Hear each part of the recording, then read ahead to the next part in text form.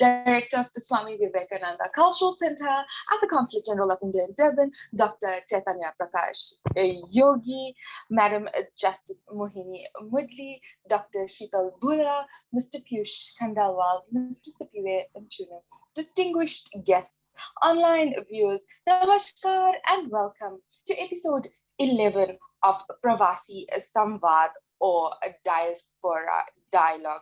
Indeed, today we will be interacting with a very dynamic, very amazing, incredible, power-packed Justice Mohini Moodley. Just a brief background about Madam. Madam Justice Mohini Moodley is a judge of the High Court of South Africa, KwaZulu-Natal Provisional Division. She presides over civil and criminal matters. 8 of her judgments have been reported in South African law reports, according to a judgment on the protection of the Isimangaliso wetlands, which is a UNESCO heritage site. Several of her reported judgments relate to gender issues, child abuse, trafficking. Judge Moodley delivered the first reported judgment on the Protection from Harassment Act in 2016, which provided clarity on harassment in the workplace. Her judgment on issuing of warrants under Domestic Violence Act provided guidance to the police services tasked with the execution of warrants for the arrest of perpetrators of domestic violence. Prior to her elevation to the judicacy, Judge Moodley's professional career spanned education and law. At the age of 21, she was appointed junior lecturer in the Department of English at the University of Durban, Westville. During her career as an attorney, Judge Moodley served on the Council of KwaZulu-Natal Law Society for 4 years and was the convener of the Gender and Legal Committees. She also served on the Legal Education Financial Intelligence Center Act. In 2009, the invitation of the Consul General of India, Judge Moodley presented a paper in the concurrent session, Women in the Indian Diaspora, at the Pravasi Samvaad in Chennai, India.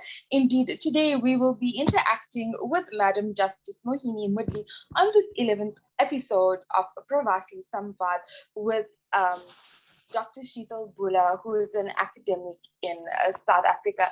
So namaste and welcome to Justice Mohini Moodley and Dr. Sheetal Bhoola. Good morning. Oh, thank you. Thank you, Judge Moodley, for making the time for us this evening. And, more importantly, sharing with us very important life lessons and also giving us the opportunity to understand you from another perspective. And I mean, we are the younger Indian community. I should rather say Indian South Africans. And we aspire, we look up to these senior people that have made it in this cosmopolitan context of us from apartheid to post-apartheid era. And of course, we are at difficult political stages in our country as well. And you are at the forefront of judiciary. So let's get going. If you've got to understand life with taking your focus in terms of the way you have a worldview perspective in terms of the justice system, give us your personal perception of what you perceive your life to be. Well, the Cultural Center, especially Dr. Yogi, for honoring me with this invitation to participate in your program. And I'm obviously honored and delighted. Thank you for that. And well, let's get on to your first question. Life, can be defined in so many ways, but life as a judge, I think, firstly, you don't actually mean it in the sense that a judge stands up or in court pronounces sentence on somebody and says you are sentenced to life imprisonment. That's not quite the concept of life I think you're questioning me about. But the life of a judge, I think, is firstly, you have to take consider that the responsibilities of office consume practically every minute of a judge's life. It's often sleep is neglected to ensure proper presentation and preparation in court, presentation of a judgment, or reading appeal records and so on. So a substantial part of a judge's life is consumed by the work that a judge has to do. Then the second significant aspect of a life as a judge is that one cannot lead a life where one is or may be exposed to risk or accusations of bias and prejudice because the judge has been seen interacting or socializing with an individual or a representative of an organization. So therefore, a judge's social circle and activities are very restricted. It is also necessary to be circumspect at all times. So a judge should never bring disrepute on the judiciary by his or her conduct under any circumstances. But to me, the most important aspect of a judge's life is that despite the rarefied environment that a judge lives and works in, a judge must never lose touch with reality and the people that one serves. A judge must understand the community in which he or she dispenses justice. You can't administer justice in a vacuum. And therefore, it's incumbent on a judge to be aware of customs, practices, beliefs of the people that you serve, while at the same time applying law. Context is important, especially in criminal matters. So in my view, in a judicial life, a very holistic approach is necessary. Absolutely. And I mean, let's not take away the fact that, the ultimate part of being a woman and a woman of Indian descent, we're multitasking all the time. There's a family life, there's a role as a mother, as a sibling, as a daughter, as a spouse. Then you've got your cultural home responsibility. There's a very unique responsibility that's placed on an Indian woman's lifestyle as well. And you're telling me, and you managed to keep this going in parallel to your judiciary success. So I think that's one of the reasons why we talk about women and women being in the forefront and women telling us, how did it all begin? How do you do it? It's time management with skill. So here you're saying to us, you experience this life way in such a way. Now tell us about your professional growth, and let's start with the successes. What did it take? Any highlights you want to share with us? Growth moments? Well, I think when you speak of success and growth moments, and before one gets to one's professional successes, you have to have personal successes. And personal successes come from support that you get. And in my life, you spoke about the juggling, as it were, the various roles that a woman has to fulfill. I think in my life, I've been very fortunate in that I had a lot of support from my family from a very young age. I grew up with my maternal grandparents, and they instilled very strong values in me. I grew up in a very traditional Indian home, and they always encouraged me to be able to do everything well, but to be respectful, to always have humility in whatever you do. I also began reading at a very early age. My grandfather taught me to read almost at the time I began speaking. So my personal growth then has contributed to what I achieved later, because I was able, it contributed to my competence in language and speech. I read voraciously. So my general knowledge was quite vast even as a child. Then I started school very young. I was 4 when I started Tamil school. Wow. A year later, I went to primary school, but I carried on studying. And my last exam was when I was 35, when I wrote the conveyancing exam. So it was a long process for me as far as my personal growth was concerned, together with the professional growth. Then I think, Yes, my highlight was my matric year. I had lots of firsts that year.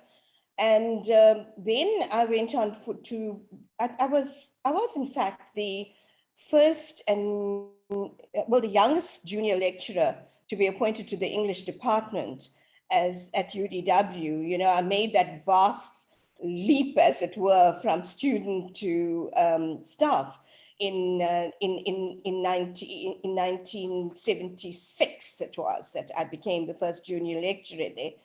And you know, I lectured there for 6 years, and then I took a break to have my children, and then a career change followed. You know, because I became an attorney thereafter. My professional career as an attorney took off after I completed my law degree, and I was a mature person entering the legal profession with all the bright young graduates. You know, it was quite challenging at that stage. But I think my life and professional experiences up to that point helped me establish my legal career. And then I wasn't satisfied with just legal practice. You know, I combined my love for education. So I served the profession by lecturing at the School for Legal Practice. I eventually became a director of the School of Legal Practice. That's the position I was holding when I was appointed to the bench. So I had a number of peaks, as you like, in my professional career. But I always think that what underlies it is your personal growth, you know, and the support that you get as a person. So, you know, we can't undervalue the power of communication skills. You know, the way you, of course, interact with your colleagues, the way you manage your relationships within the various workplaces, within your home as well. That alone is also very pivotal to growth and success and development. Yes. And I mean, coming from that space, let's talk about your difficulties, what coping mechanisms, how do you balance it out? I mean, how do you manage those challenges? I mean, I can only imagine in the position you're holding now, you must be so inundated with various types of challenges. And what is your general go-to approach, or what advice do you have to give us as well? Sorry, let me just understand your question.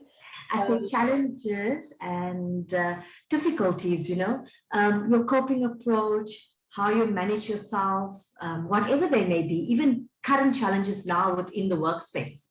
Yes, okay. I think yes, I understand that. I actually think of myself as being fortunate in my career, and I'm therefore very grateful for what I've achieved. But yes, there've been stumbling blocks, there've been obstacles, but I'm somewhat of a stoic when it comes to adversity. I don't let myself be overcome by something that is negative. But that does not mean that I simply sit back and accept an adverse event and do nothing. I've always attempted to work with what I have to achieve a positive outcome, provided that it doesn't do any harm to anyone else in the process, you know. And as a woman in the legal profession, when I entered it, it was almost patriarchal, you know, totally patriarchal. Sure. You know, and I had to deal with being patronized and sometimes even belittled. However, I realized that I was responsible for ensuring that I was treated with respect, and that my attitude and how I conducted myself would elicit an appropriate response. So I also usually refuse to be drawn into situations of conflict wherever possible. You know, quite often it's said that women are one's worst enemies, are women's worst enemies. You know, unfortunately, it can be true, but wherever I find that I'm encountering false support, false friendliness, then I simply withdraw. You know, maybe it's the wrong strategy. I mean, you often hear that one should keep one's enemies closer than one's friends. But Clearly, It's working for you. And I think when it comes to a personal space, I mean, as an individual, you have that right. And it's obviously working for you. You're managing to contain your energies and, of course, direct and keep yourself, together, which is so important. Yes, well, I must admit, though, it's important to get the support of your colleagues and the people that you work with. And I generally am able to interact well with my colleagues because my intention is never to undermine anybody. And my intention is always to learn from people. So I have a good relationship. And as I said, I think my personal growth, a sense of maturity, a sense of humility, a sense of openness has served me in good stead, yes. And if we must go over to your personal life, if we look at the role your family and friends play in your life, other than, you spoke about them being your support structure. Sorry? I said you spoke about them being part of your very important support. My family. Yes. Family. Yes. Well, firstly, as I said, my grandparents who instilled the values in me, but they passed on fairly early. But I've always had the support of my parents and my siblings. My parents allowed me to make my own career choices. My siblings have stood by me, all the time, no matter what experiences I went through. Very, very encouraging. And now I have my children as well, who are extremely supportive. They were growing up, they were little when I was studying. And I tried to make as much time for them as possible so that I didn't sacrifice my parental bond and my maternal nurturing of them to my professional growth. But I think it was very important for them to see me studying and because they have now achieved successes in their personal and professional lives, and they've remained supportive of me throughout. So I think it's not symbiotic, but it's a mutual respect and love and support that we have. And in fact, as far as my family is concerned, they always respect my confidentiality and privacy. But we have mutual respect and mutual love and for each other. So I think that's important. Yes, absolutely. And tell us a bit about your top 5 values in life, or your values that drive you, that you base your general life philosophy on. Yeah, well, I value honesty, sincerity, self-respect, and being true to oneself. However, my values must not be so all-consuming that it excludes respect for the values of others who may not share my perspective and outlook on life. So I guess tolerance is also a value. But I must say I have zero tolerance for the undermining of human dignity and integrity, or assaults on physical, emotional, and mental integrity of one person by another in a position of power. That's usually an attempt to destroy or subjugate the weaker party. And such assaults erode a person's self-respect and confidence, and demonstrates sheer disrespect, which is unacceptable. So I suppose the final value that I would like to mention is respect for others. I think that's very important as well. Absolutely. And I think if we go back to our Indian heritage as well, we taught that as part of our cultural upbringing to respect from a young age. I mean, it stems from growing up. We've got in each of our vernaculars, we've got a specific title for elder family members, and it all goes in line with the values of respect. And yes. To culture, Mohini, let's look at the way our culture has influenced your life, Ray. Well, culture, it can be seen in a couple of different ways. For me, I think culture, for one, is knowing how to conduct oneself courteously, appropriately to the situation. and being able to appreciate the fine arts, such as music, art, theater, dance, paintings, that kind of thing. And then culture is also a set of beliefs, practices, social interaction that define a particular group of people according to their religion or heritage. Like we have the Indian culture, we have the Zulu culture. So, that's my understanding of what culture is, yes. And of course, it becomes an integral part of your life. Yeah. Absolutely. And your Indian heritage, the role it plays today in our globalized life way? I mean, look, you've got a beautiful sari on, so that's one. Well, I must tell you something.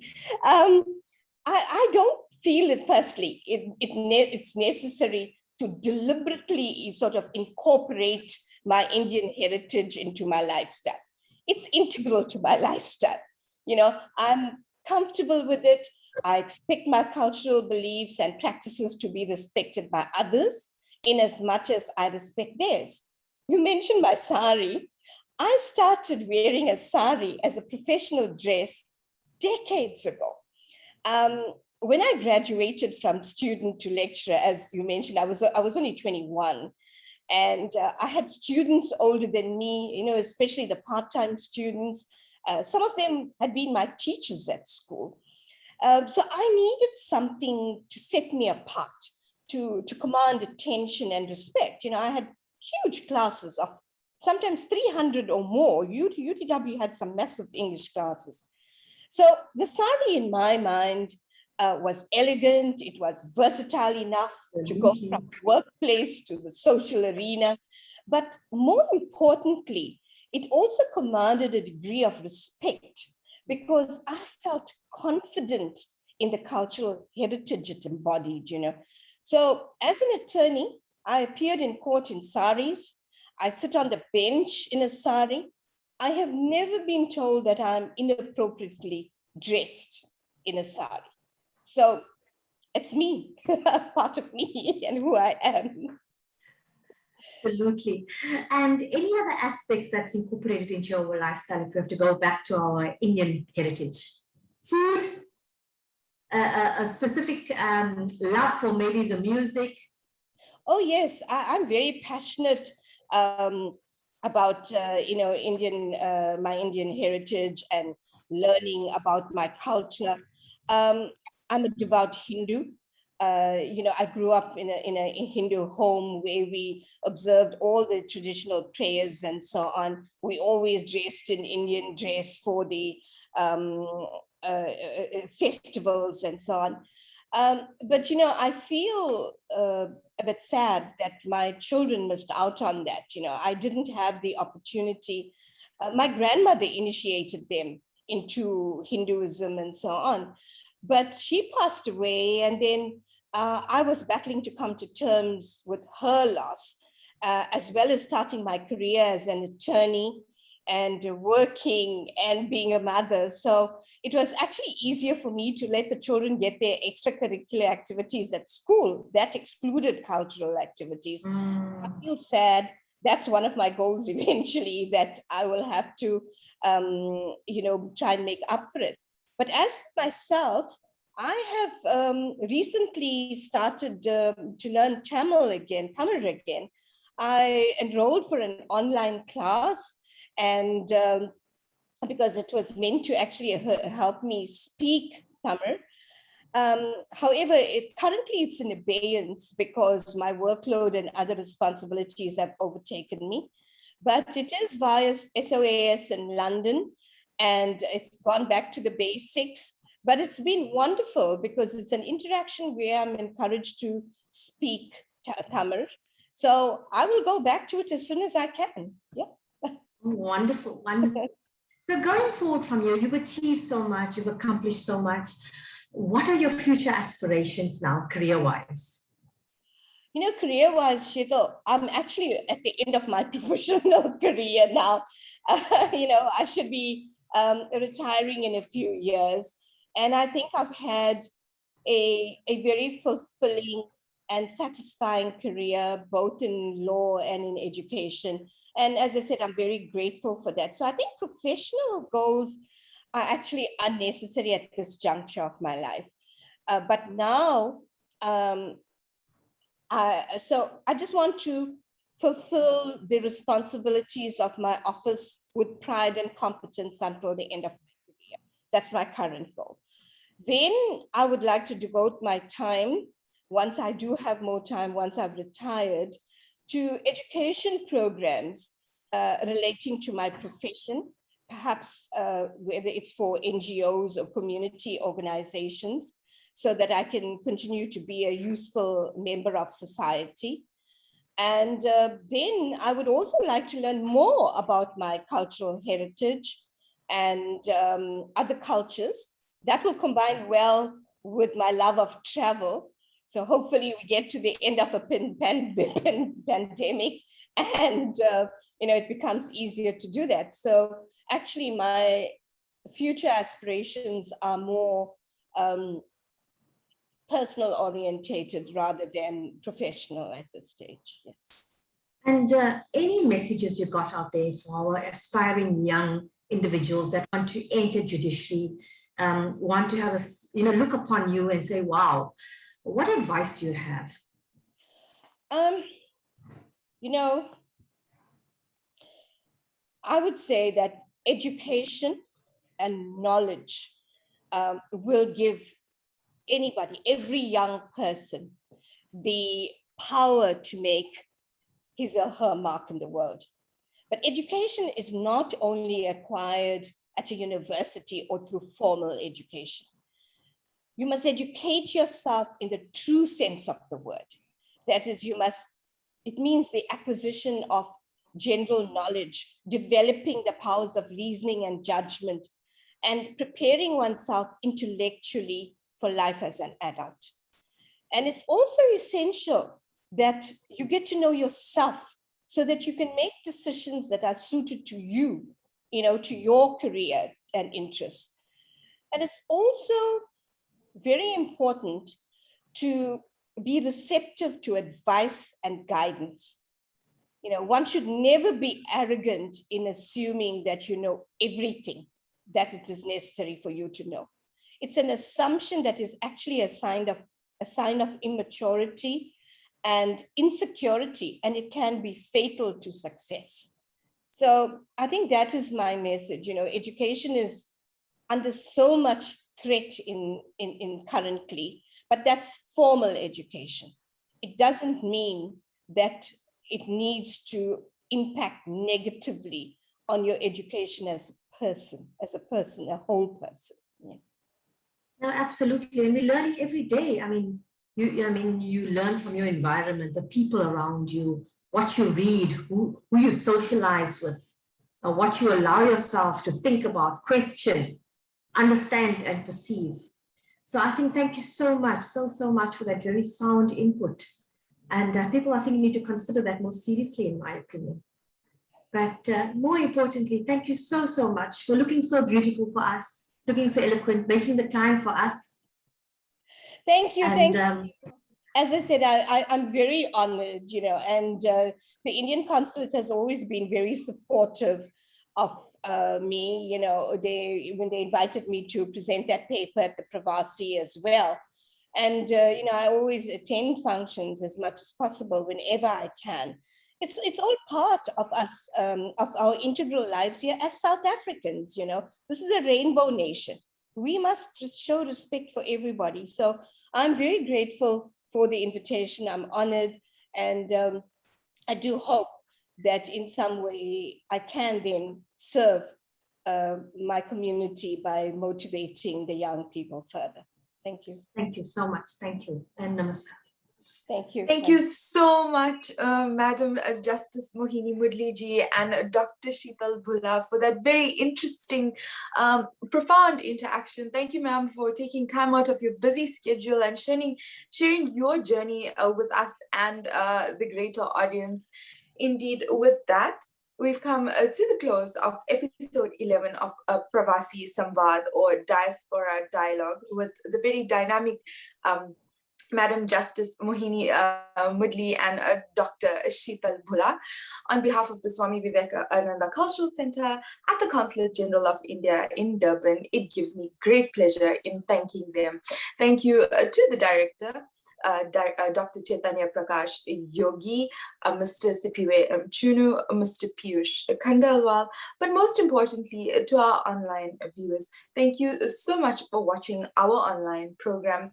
Please stay tuned to the social media pages of SVCC for what's happening next. Namaskar.